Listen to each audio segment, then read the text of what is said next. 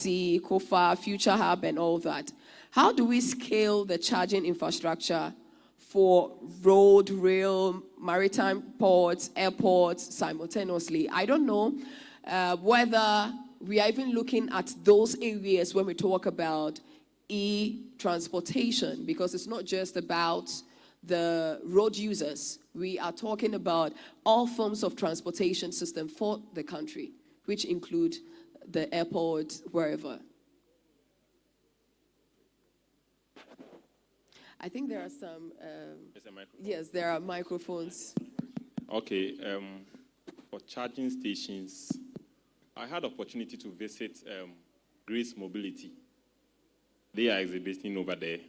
A very good establishment at the North Kanishi. I went there, I think 2 months ago. And Grace Mobility, so far I can say that they told me, I'm a content creator. In fact, I went there to create content for them. And they told me they are having arrangements such that they will have a charging station with all the total fuel stations across the country. So I think it was a positive news for me, because if you move from Accra to Kumasi, you meet a lot of total stations, and if there are charging stations over there, it will be easy for us to even advertise for such company. So I'm hoping the other companies will also have partnerships with some more fuel stations, so that those who are using petrol can go there, and those of us who are also charging can also go there and charge our batteries. Yes. Okay, this is what I will add. I think we should hasten slowly. Aviation fuels will definitely still be aviation fuel, and from research I'm seeing it's just going to be liquefied hydrogen. You don't want to be in the aircraft and then you have to recharge it when you are mid-air. I don't know how you survive it. So, yes, of course, there are other aspects of the airport that you can insist that, but these are all policies that should come from our policymakers. So, like he's saying, for the individual who is a private person who is profit-oriented, putting up stations where you can charge maybe for your cars and all, he looks at it from the business point of view. But then the government should take it up. After all, we just set up a ministry that we call green whatever. And so if that is the case, then we should be seen to be going green. And things like this should be influenced by the government. For pushing it through the railway, like I told you, I don't know, I'm not an expert in most of these areas, but then what I know as a fact is, because you check the amount of fuel that is consumed by most of our aircraft, and that is something that you should worry about. But most researchers don't go into the use of batteries and stuff like that. That is why I'm saying we should hasten slowly. It could also be the case if you want to look at maybe, say, with the sea and all that. That does not mean that there are other facilities. For instance, what I didn't disclose is the fact that I'm a nuclear engineer. And I would love for Ghana to have a nuclear power plant. But one nuclear power plant costs about 20 billion. Good luck making that case to your minister. He's not going to. Our total debt is about 3 billion.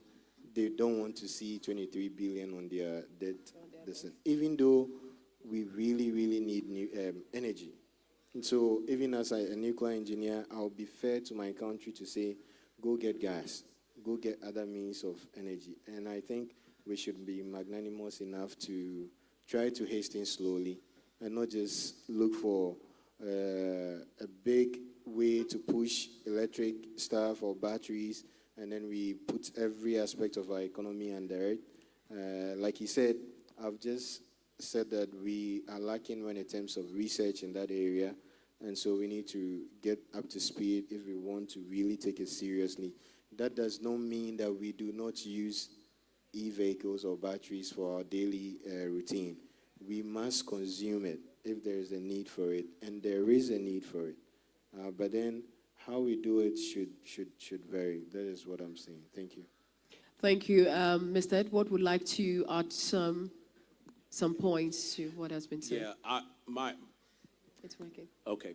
What I would add to that is the biggest barrier to charging is between our ears, okay? It's public perception and public understanding. If you only go to public chargers, you are missing one of the biggest benefits of going to an electric vehicle. I'm only talking about electric cars and trucks. I'm not talking about airplanes. I'm not talking about heavy-duty trucking. You are missing one of the biggest opportunities for electric vehicles, which is to be able to charge at home and charge at your office. You can charge most of these vehicles, certainly EV House's vehicles, in a standard Ghana outlet. And it takes about 30 seconds to plug in, and then you're on your way off to doing something else, whether you're going to sleep, whether you're doing your homework, whether you're looking after your kids, whatever. And so many of us think about charging stations have to be the same format as gasoline stations, which started to be developed over 100 years ago. Charging stations shouldn't necessarily be at gas stations, in my view. They should be at places like grocery stores. So if you do need to fast charge, you plug in and you go do something at ShopRite or ANC Mall or what have you.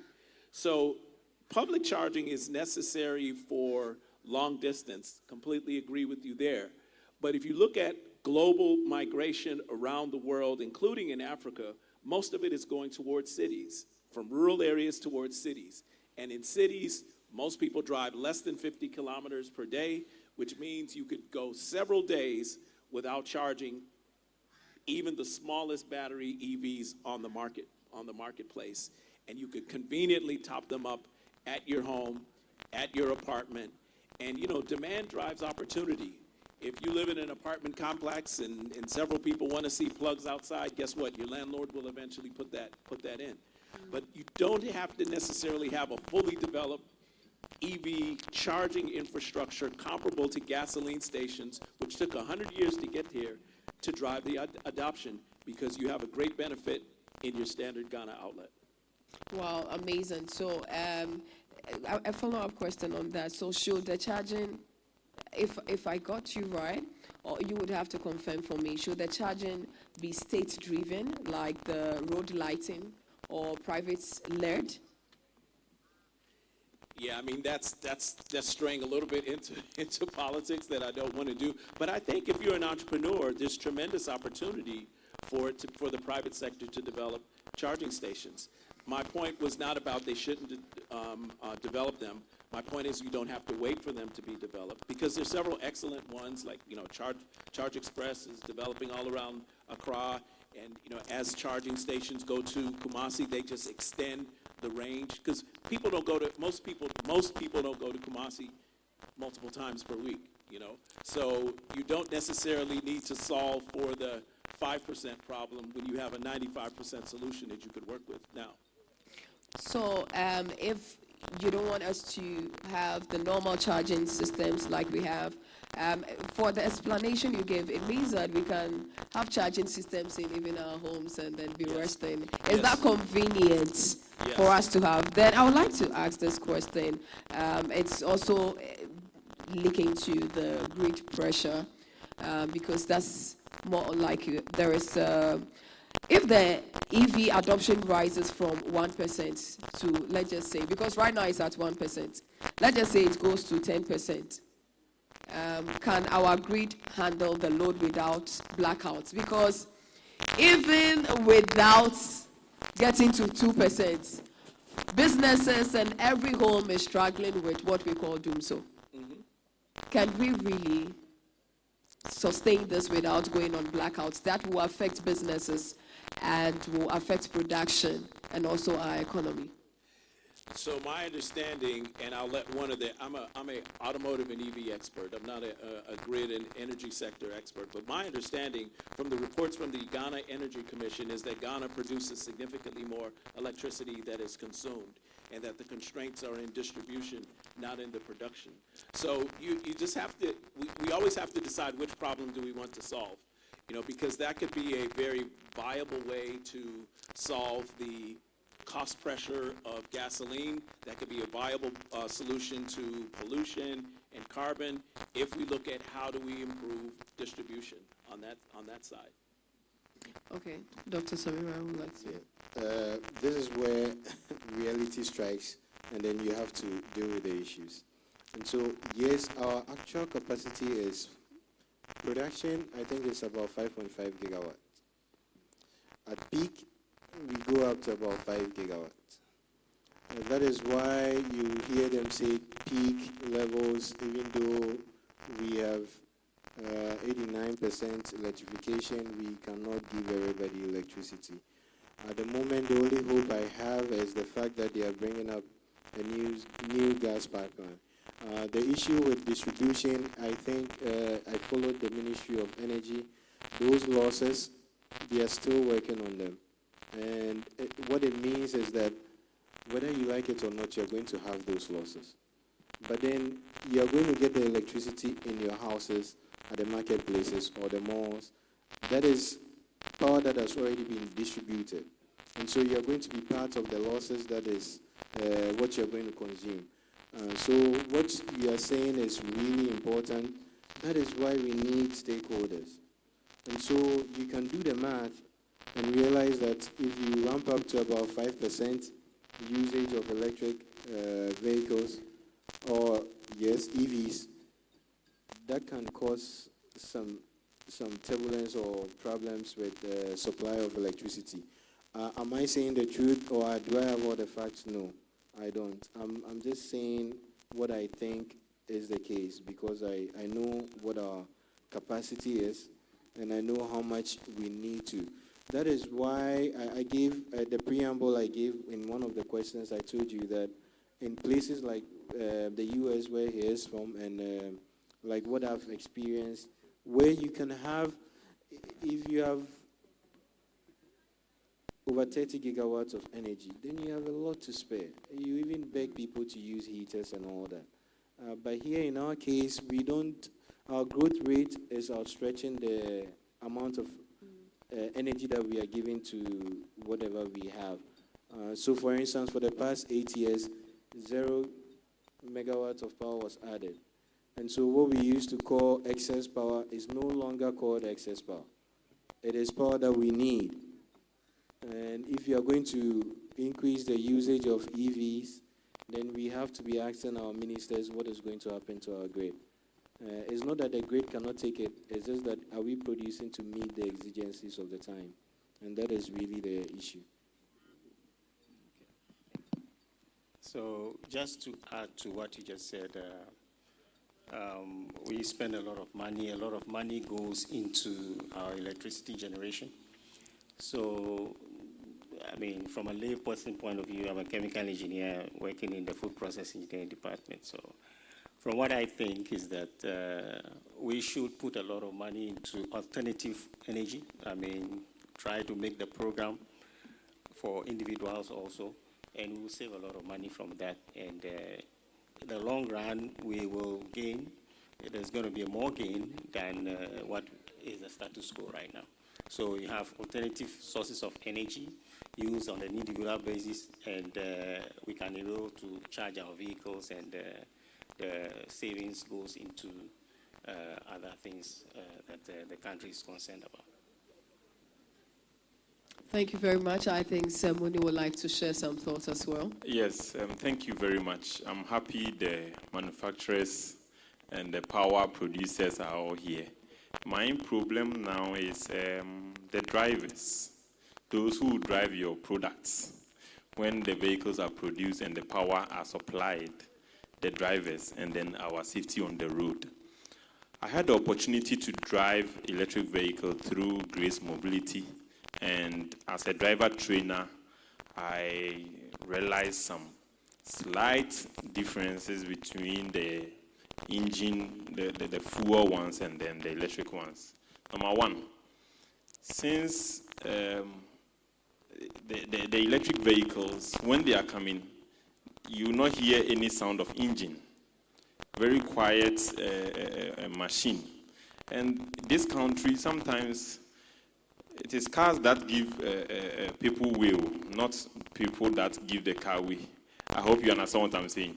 Sometimes you get to a place and it is the sound of your engine or the horn that will let people hear that there's a car coming. Somebody can even say, "Aden car na benim," because they want you to make some noise for them to see, to hear that there is a car coming. So education-wise, even the drivers, when I was driving the electric vehicle, you step on the accelerator, the car will be going, but you don't hear anything. But if you look at our normal engine vehicles, sometimes when you are speeding, it is the sound of your engine that will make you feel that you are speeding, or you are when you are overtaking somebody and you depress the accelerator, you hear then the driver feels that he's speeding. But if he's zero, that should tell us that the drivers must have thorough training. So I will use this opportunity to tell all the exhibitors who are selling EV vehicles. If you go to, we have an association called Ghana National Association of Driving Schools. They are over 300 members nationwide. They are certified to train new drivers. So this is a free business tip. If whoever is able to have a permanent rapport or a business deal with this association of driving schools, can help the public to have a feel, because if I have a driving school and the applicants come in and I use electric vehicle to train them, I am building their taste and preference for electric vehicle. So I will urge the exhibitors to meet the Association of Driving Schools in Ghana, so that every region or every major city in Ghana, they can have some of their vehicles there. Then the learners will use it to drive, and that will also help will help the learners to understand how EVs behave, as compared to if I use engine vehicles to learn how to drive. Then the next day I'm going to buy EVs. When I hit the road, I'm likely to cause problem for other road users. So the engineers and the power producers, in collaboration with the exhibitors, this is a free business deal for you from Ceremony. Thank you. Yeah, so here is where I really have to rebut what he just said. Let's stop patting people at their back. Right is right, wrong is wrong. The same argument we had, oh, the neat fufu, you don't pound it and then it's going to taste some way, and well, you just need to eat. That's all you want to do. Are you hungry? Do you need fufu? Eat and get it over and done with. Look, the horn is in the car for a reason. Even though I don't agree with how we use the horns in Ghana, look, you're in the road, you're not supposed to be walking in the road. Why are you doing in there? So don't get yourself in the road and then say that you were knocked down. Yeah, the car is supposed to walk there. And so trying to put money to tell somebody, well, he should be able to understand that e-vehicles do not have sound. So what are you training him? You already gave him free SHS. What else do you want to do? So I'm not being cocky, but what I'm saying is that look, we've gone past that stage. Right? I know when I'm buying e-vehicle, I'm not expected to hear that boom thing. Is it going to take me where I want to go to? Yeah. Is it going to conserve, my pocket is going to be enriched because I'm not going to spend more? Yeah. Do I need to be safe as I drive, just as I was with the IC engines? Yes. But when we want to go into these trivial matters, it's disturbing, because two things. You are undermining the intelligence of the Ghanaian. Not to say that the Ghanaian is so super intelligent. If there is a need to give the awareness, you give the awareness. Don't do too much. When you travel outside, nobody tells you pick up the car and hit the road. You have a license that you use here in Ghana, right? So you can drive, but you know you don't have to make mistakes because the law will deal with you. So let's consider understanding and accepting technology without adding the extra, I call them extra stuff to it. Because, look,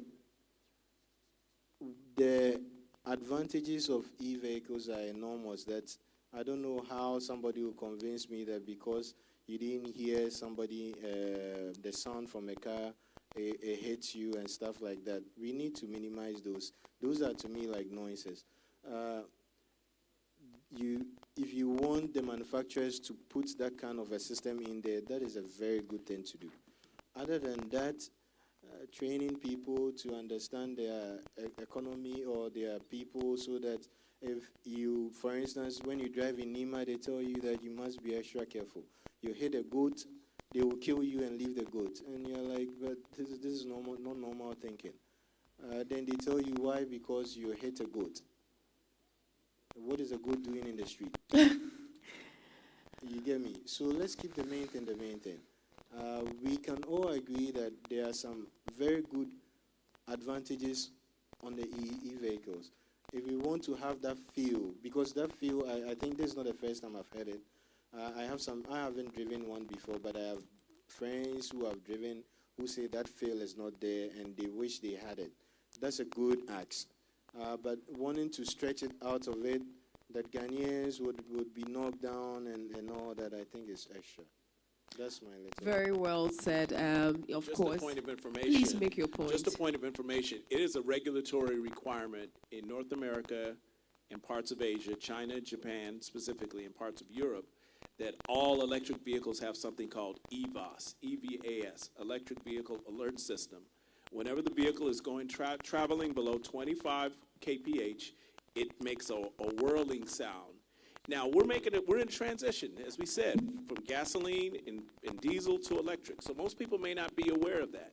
But if you walk past any of our vehicles that are going very slow, you're going to hear a whirling sound that you may not be familiar with it, but it is to do just that. It is to warn warn pedestrians as they're walking that there is a slow-moving vehicle near you for their safety. So the industry is thinking about points like what you mentioned. Thank you very much for your explanations. I also believe that being an enthusiastic educator, he came from some aspects of perceptions that people have.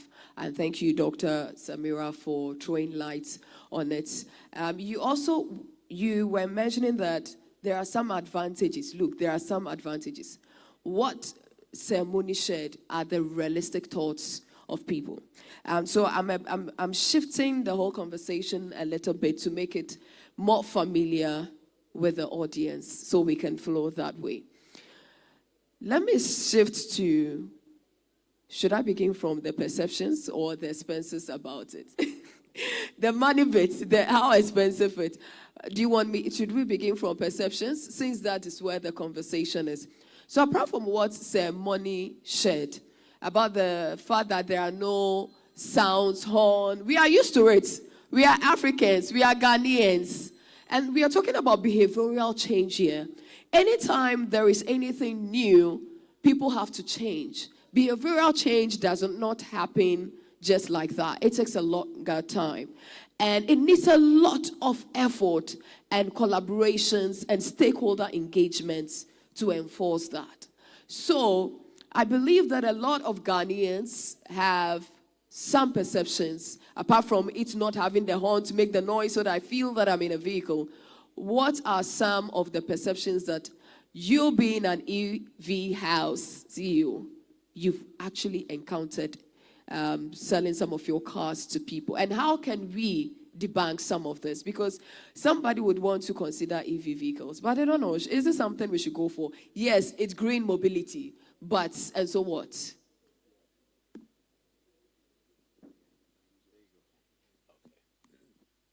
You know, I think most of the perceptions can be overcome with awareness and familiarity. Concerns about charging, concerns about life of the vehicle, life of the battery. If you look around the world, you know, Ghana may be 1% EV. We're only 10%. We're just under 10% in the United States. You look at countries like the UK and Germany, they're probably closer to 30%, but Norway is like 80%.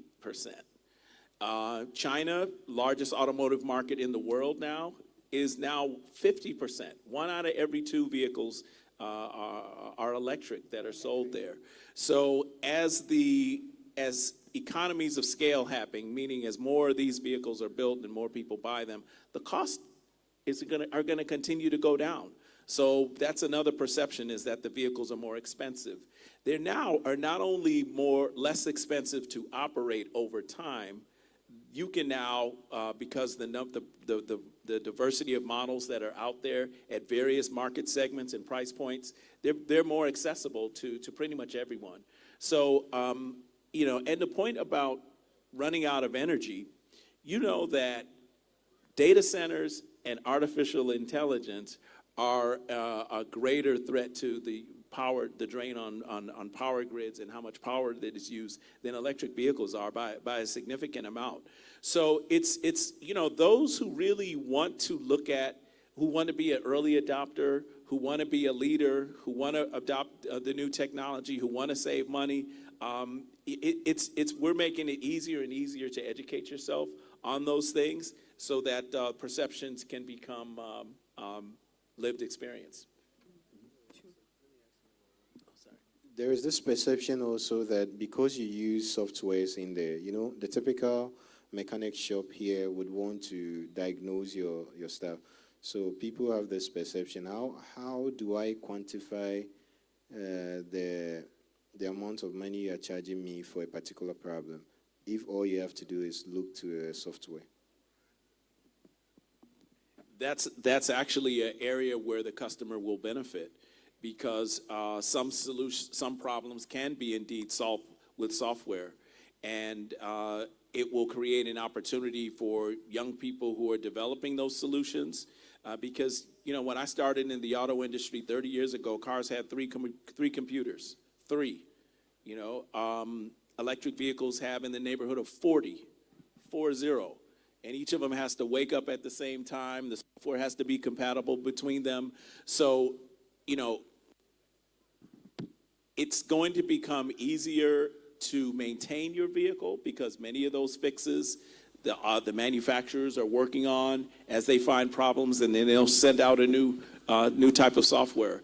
And then we'll get to the point where you don't even have to come into a repair shop to get a software update. They will happen over the cell phone lines. Just like you get your iPhone or your Android phone updated, your vehicle at some point will be able to do that in this market as well.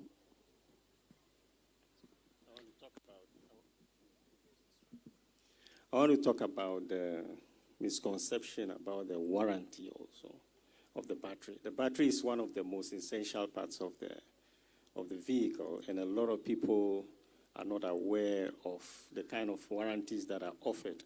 So in Ghana, we want to get clarification on the warranties that are available to your vehicles, for instance.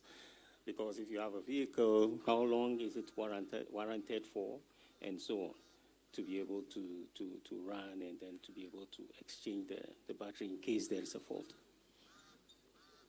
So I'll direct the question to you, yeah.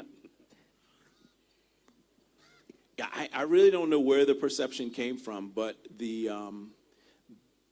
traction battery, the propulsion battery, the high voltage battery that actually drives the vehicle, those tend to last the life of the vehicle and then some.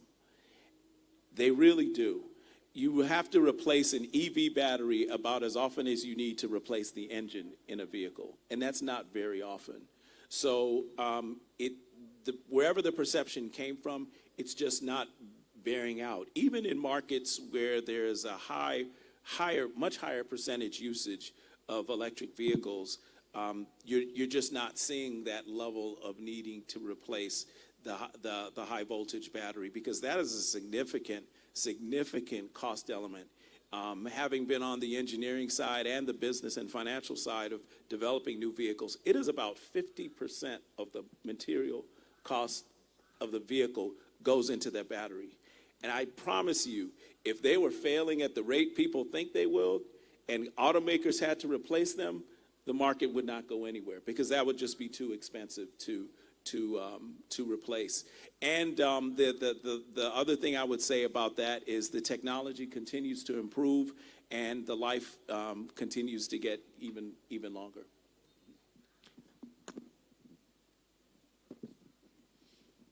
Okay, thank you very much. I was trying to develop a point on the awareness creation, but it seems my boss didn't get me. Let me also... It is good to banter. Let me hit it well so that boss will understand. Goldsmith will always hit a point where he wants to mold well.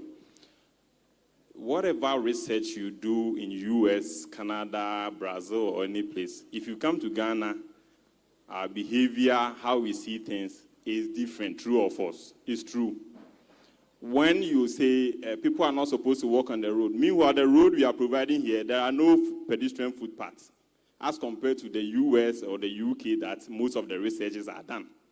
Last time I was doing education on the La Paz Highway, La Paz to Accra Mall, where I was telling truck drivers not to use the inner lane.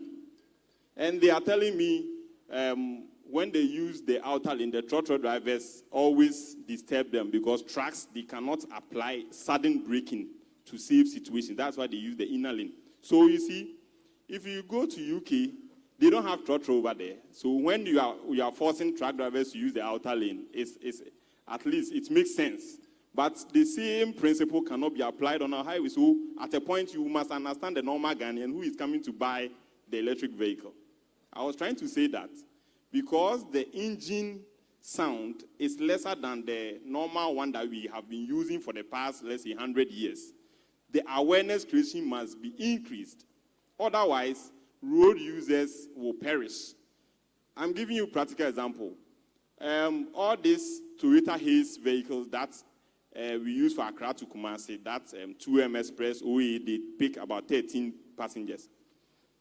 They started recording numerous accidents because the engine capacity of the vehicle compared to what they were driving previously is different. So sometimes they will tell you, oh, my car already it was 6 years. Then because of less education, safety-wise, they kept killing people. The same way 207 was killing a lot of people because the speedometer was in mileage, whilst Ghanaians are using kilometers. So if the 207 driver is driving at, let's say, 60 on the dashboard, if you convert to kilometers, it's somewhere 80 something. Then the driver will say, oh, me 60 the problem was education.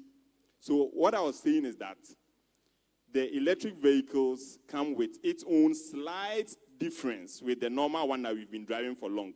Therefore, if the manufacturers are here, the power suppliers are here, we should also pay attention to the drivers who use the end products.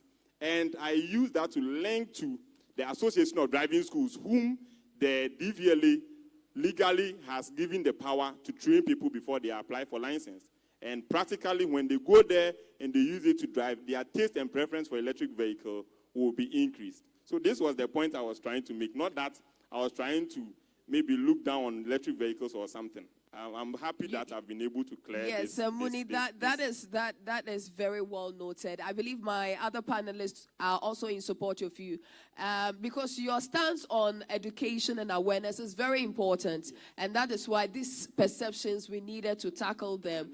The Ghanaian perceptions, yes, we needed to tackle them, so to speak, on it. We are almost behind time, but then I think we can talk. I like that you are a content creator, creating content on vehicle transportations and what have you, so that the normal Ghanaian can get some information. Let's just dive a little bit. I don't want us to say so much, or else they'll push us out here. In terms of collaboration, this is EV House. We have the academia as well, and then the technical expertise as well. And you are talking about education. How can we collaborate with our various sectors to make sure that EV vehicles are accepted and misconceptions are dealt with, and we have the right information for people to make the right choices on that?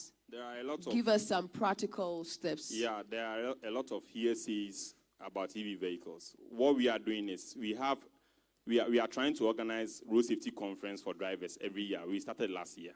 This year we are doing about 3 regions. So the best collaboration we can do is maybe during this conference we can bring some of the vehicles so that people who are even willing to have a feel of how electric vehicles behave or how it is, just 1 minute drive around can help us drive. To beef up the taste and preference for electric vehicles. Thank you. And that is to say that there is going to be I don't know if it has already started, a test drive session with some of the vehicles. That's fine. So it's open to the public. They can come around and have that done. That's I believe fine. your vehicles are also here for that test drive.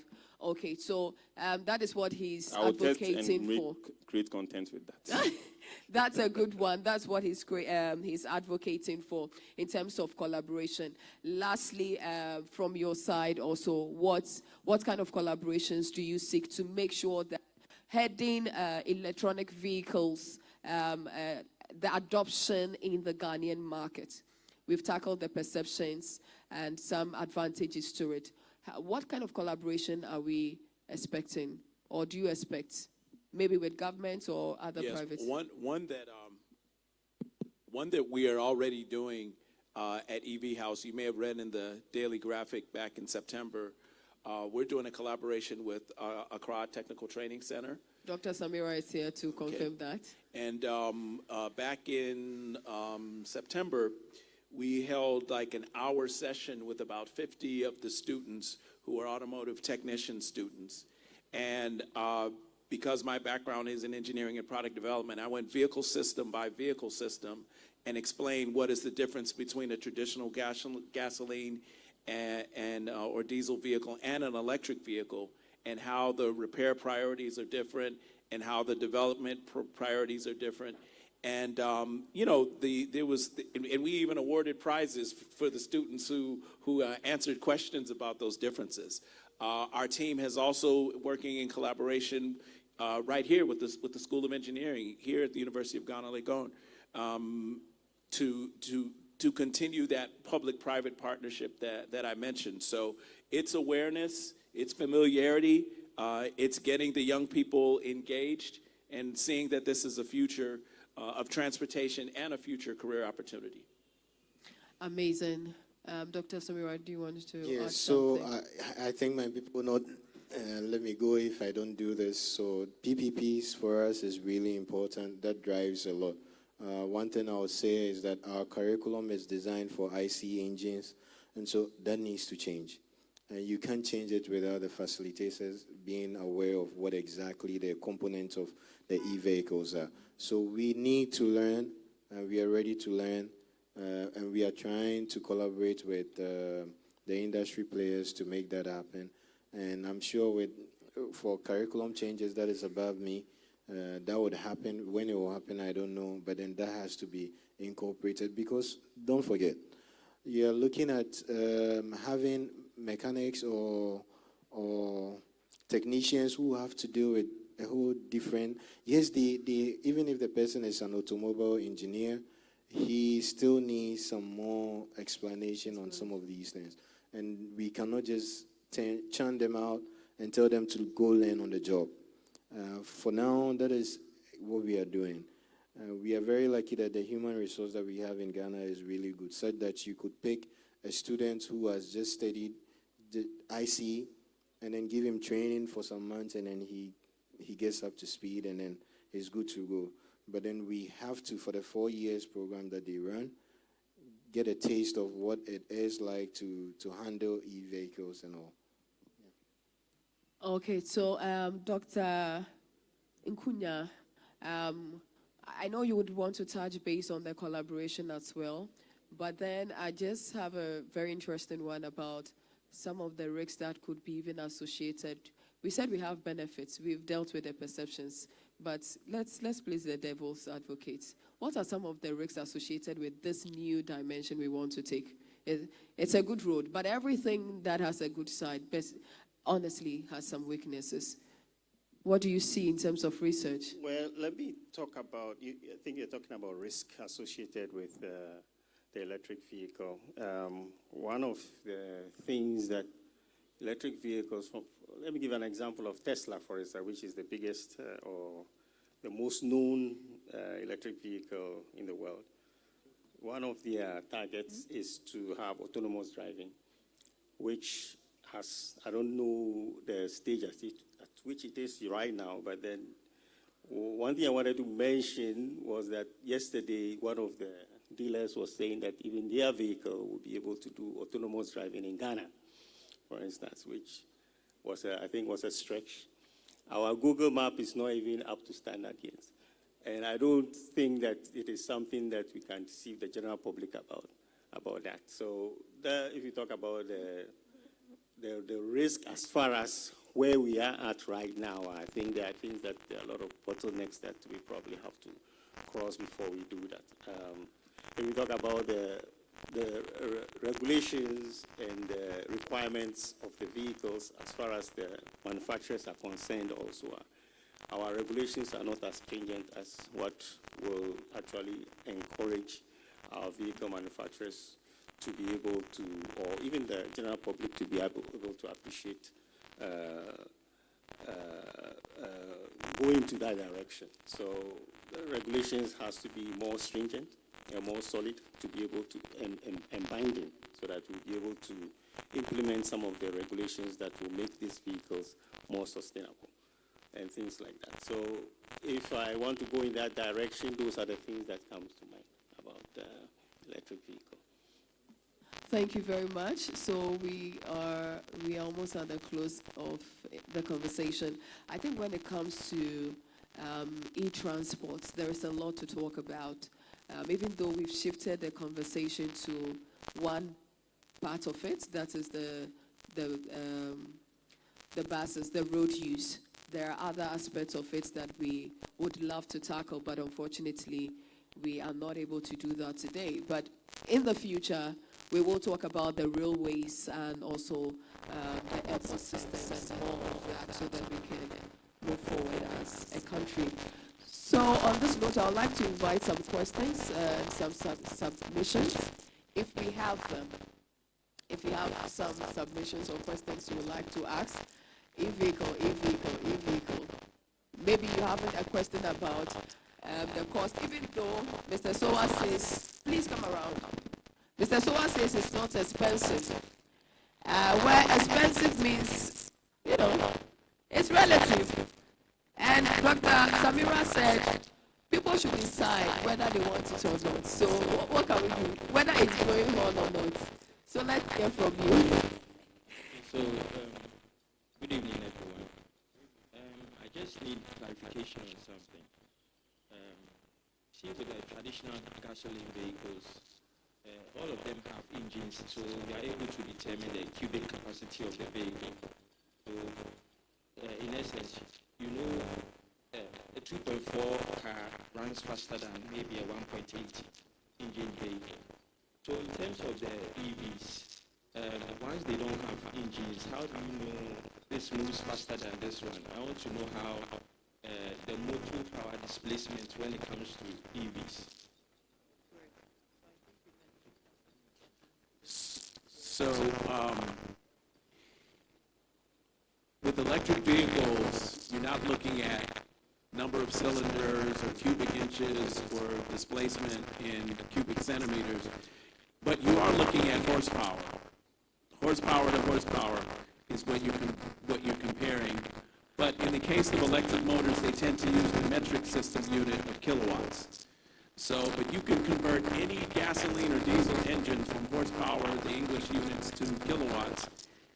But the electric motors tend to be there. So the higher the kilowatts and the higher the torque in Newton meters, just like a gasoline engine, they tend to be rated that way as well. So that's how you could do a good comparison. Compare the power output in kilowatts and compare the torque in Newton meters. Both of those figures are available for gasoline, diesel, engine vehicles, and they are for every EV. And the ones that tend to be much higher on electric vehicles are orange vehicle and the gray pickup. Okay, so this is the juncture where we draw the curtains on our discussions. And for what you shared, I was whispering as well that if you could just end it with, because the good is always, should be the last thing in our mind. We've talked about the bad and handled all that. End it with some of the benefits, two from each, and then, or one from each, and then we go.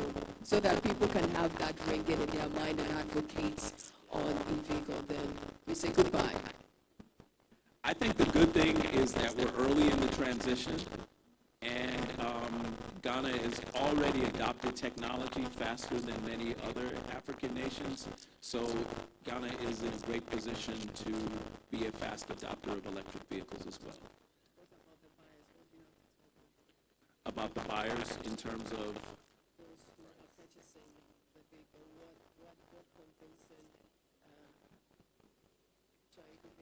yeah.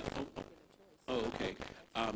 So for EV House, we're focused on business and government fleets, but we are offering the most functional EV in Ghana, which is our Radara RD6 pickup truck, which is basically a go-anywhere luxury vehicle.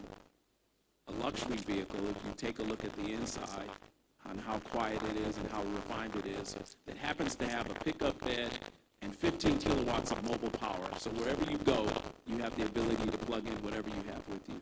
That's one of our vehicles. And the other one is the Xiaomi Panda Mini, which is the most accessible vehicle, electric vehicle in Ghana at its price point. It's a compact vehicle, but it has space, comfortable space for four passengers, and you can easily top it up at your standard Ghana outlet every night. I think the little bit I would want to add is the fact that e-vehicles are actually economical when they say it is. From experience, I think that is true.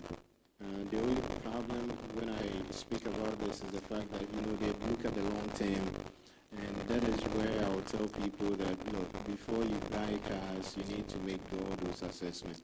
If you were to be living somewhere 20 kilometers away from your workplace, and you need to be commuting back and forth, please, you need to consider the fuel usage, and then you can make a very, I think, knowledgeable guess to purchasing one. It may be slightly expensive, but I think it's one that you should have. Technology-wise, everything they've said is true. You don't have to worry so much about the fact that you don't have an engine that is the normal engine that we talk about. I asked him again about the software issues, and once you have a dealership around, you can deal with all that. You would rather be, those of us who use it, look how many times we have to argue with our mechanics for one particular problem. He tells you he's fixed it. The next day is that problem. The next day is another problem. Then you even lose hope in the car.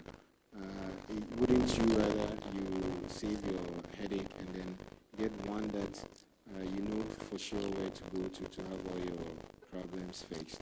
So in that regard, I would want to speak in favor of EVs. Thank you. Okay, I feel that where we are at now looks positive compared to where we were at a couple of years ago.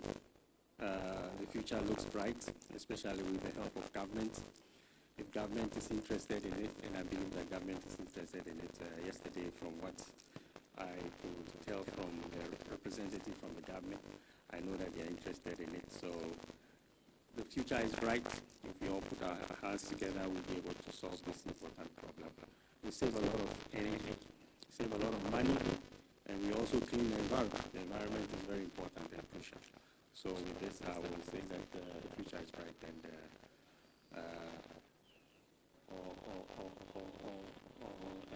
energy to you.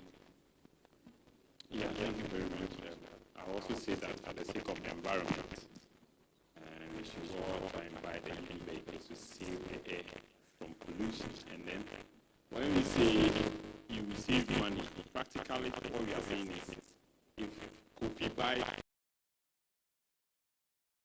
electric vehicle, the number of times you buy fuel, the number of times you change oil, the number of times you go for engine tune-up and other changes, you are not going to pay, you are not going to be spending money on those things. So in the long run, let's say after 3 years, if you bring the same vehicle, the cost that Kofi will incur in where you save the money. So when you go to the various stands and you ask of the price of the EV vehicles, note that these are brand new vehicles, tier rubber vehicles, and not accident vehicles that have been imported and a mechanic has worked on it and sprayed for you. So that is what I have to add. Thank you very much. Please, a round of applause for all our panelists. They've shared great insights that. Thank you too. They've shared great insights that I believe that you can always go back on Facebook. We have it being recorded to learn something, so that when a conversation rises on e-vehicles, we will not be misinformed. Neither will we also send misinformation to other people. And we've heard about some of the benefits. We all want to go green, same Ghana. And so e-vehicles definitely is the way. Like I said, in the future, when we have the government expertise here, the Ministry of Roads, Transport, and all that here, we would also want to find out how the government would want to take initiative in terms of the governmental fleet of cars and the other, when it comes to transportation, in terms of the bigger picture, how they will contribute to that. And then we'll talk about the policies and all of that. But for now, we've been encouraged that it is the right place, it is the right decision, it is the right thing to do. But in order for us to even add evidence to our saying is to have a test of the vehicles today. They are on display. So please see the EV house is ready for you. And then sit in your dream car, have a test drive, take a video, and post it and talk about the benefits and the lessons that you learned today on e-mobility. Together, we are all going to educate the public as well. We should all be advocates of e-mobility in our communities and also in the country. We want to say a very big thank you. Please, let's give it up for them. I don't know if the photographer is ready, so we do the corporate thing as usual. Oh, the energy. I appreciate them. We appreciate you too. A round of applause for yourselves too. Being the holy lady.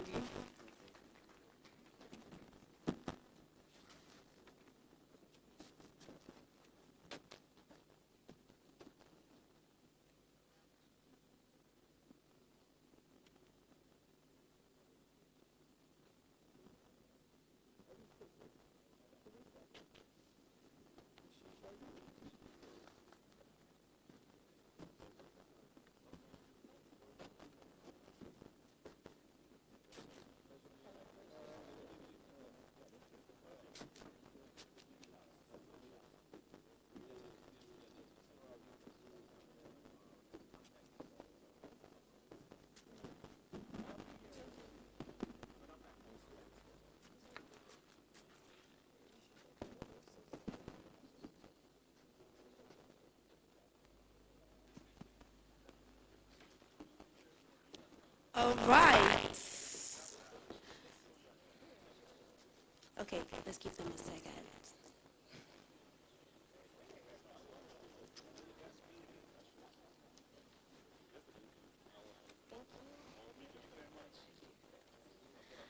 Great. So let's give it up one more time for our moderator and our panel. They were so amazing, they did so well, and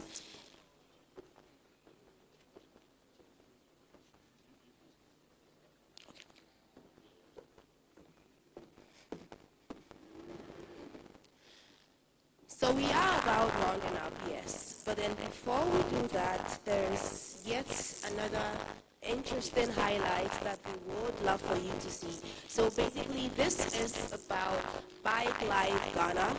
And Bike Life Ghana is basically a biking organization. And there'll be a video that will be played shortly, so I'm just going to build the momentum. I'm just going to let you know what it is about. Now, this event, I would call it an outreach, basically, is tagged Youth Outreach Event, and it's happening at the Black Star Sport on the 16th of November.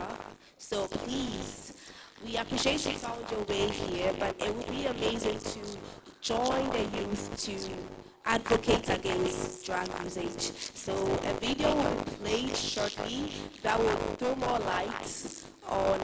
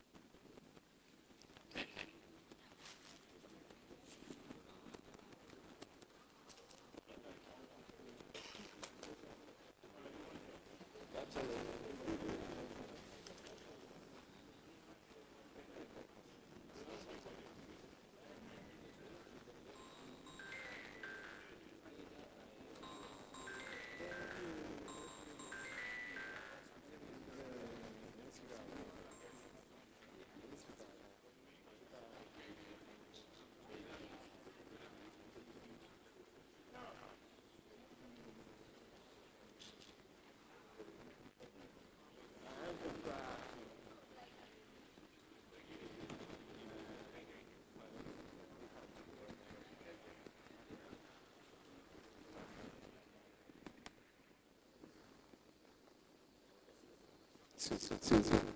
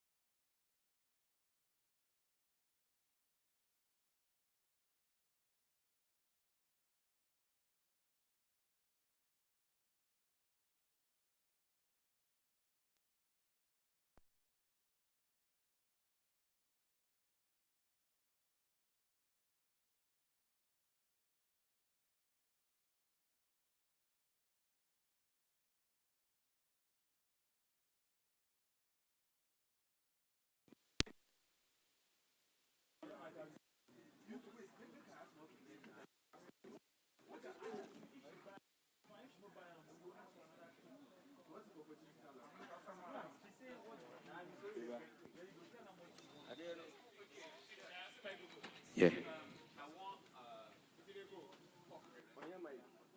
Good day, youth of Ghana. My name is Osman Ayariza, and I'm the CEO of the National Youth Authority. Let's say no to drugs. Deprive many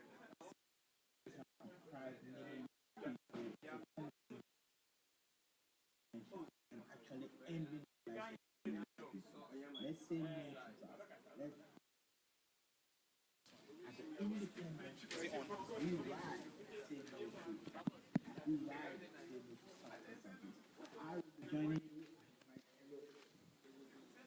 Good day. My name is Osman Ayariga, and I'm the CEO of the National Youth Authority. Let's This has deprived many young people of a promising future, of their great potential, and actually ending the lives of many young people. Let's say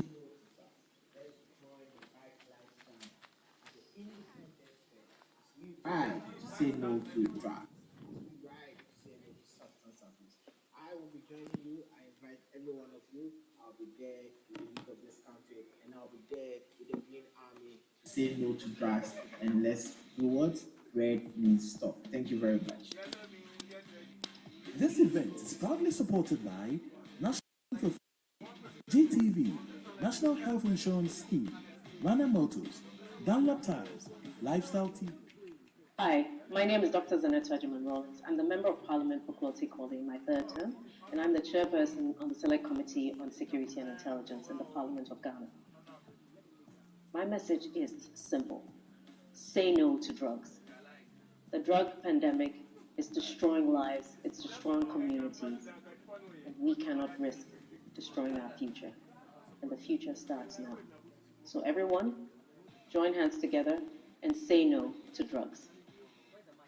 This event is supported by National Youth Authority, GTV, National Health Insurance Scheme, Rana Motors, Dunlop Tires, Lifestyle TV.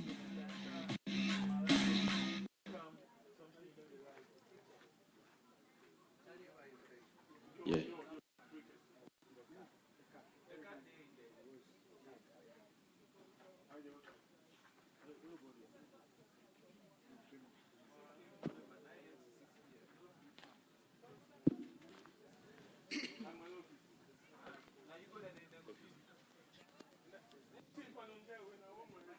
Hello. Good evening, distinguished guests, exhibitors, and fellow transport enthusiasts.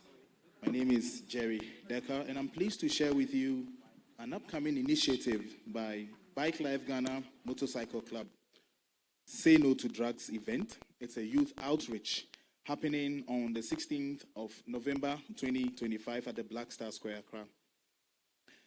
This event is a national call to action against the rising cases of drug and substance abuse among young people. Across Ghana, more youth are falling victim to the misuse of tramadol, red, marijuana, and other substances that threaten their health, productivity, and future. Recognizing the powerful influence of bikers and the motorcycle community, we are using our platform to engage the youth through positive peer influence, education, and entertainment. Over 50 bikers will ride in unity from two designated areas, Accra Mall and Accra Newtown, converging at the Black Star Square for a day filled with awareness talks, live music, exhibitions, medical screenings, counseling sessions, and stunt performances by professional riders. There will also be vendors, NGOs, safety demonstrations, and performances by musicians and influencers, all spreading one critical message: say no to drugs. The initiative is in partnership with the National Youth Authority and supported by the National Health Insurance Scheme, Ghana Police Service, National Fire Service, among others, to promote road safety, mental health, and responsible lifestyles. This campaign aims to inspire young people to make better choices and to highlight the biker community's role as agents of change, not rebels of the road. We are grateful to be supported by Runner Motors, Dunlop Tires, and our media partners, GTV and Lifestyle TV. I also use this opportunity to invite corporate sponsors, institutions, and individuals to partner with us or register as vendors or volunteers to support this meaningful cause. For details, you can always call me on 0542 632372. Together, let us use our passion for motorcycles and mobility to drive a message that saves lives. Thank you. Thank you so much. We would love to engage with you a little bit. So let's go back up and yes. Great. So Bike Life Ghana. I believe that there will be a range of questions, literally, not to keep it so long, to keep it brief and more informed. You said it was on the 16th of November. So that's about 2 weeks from now. Okay, so is there any limitation on the demographics that have to be present? Because I'm seeing it's for youth, but is it open to everybody, you know? Okay, so basically for the sake of the drug abuse, we are targeting ages between 15 and 35. Okay. But obviously it's a family-oriented show. Yeah. So parents, very little kids can also come to the Black Star Square. There are designated seating areas away from the main performance area so that people can actually sit down and enjoy the show in relative safety. Amazing, amazing. I believe these are the major concerns, because someone would see the advertisement and would go like, hey, I want to be there, but it's for youth. But then thank you so much for that clarification. And also, we would also love that you let us know if there are any social platforms that we can follow you, just to keep updated on your future initiatives. Okay, so Bike Life Ghana is on basically all the social platforms, from IG to TikTok, Snapchat. We are almost everywhere.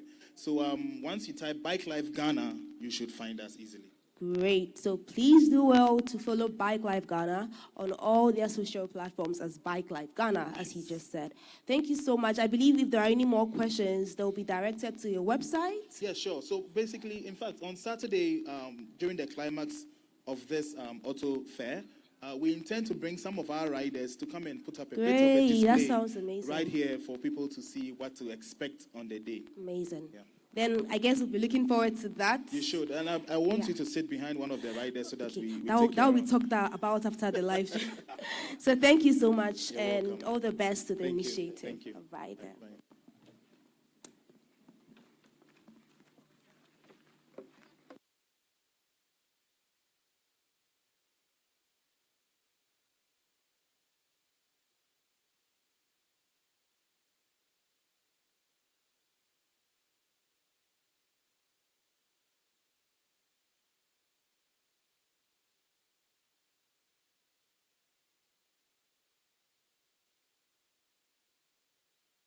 And if you're not yet following GHATFair on Instagram, please do well to follow them on Instagram, on TikTok, on all the other social media platforms. So please, thank you very much for your audience.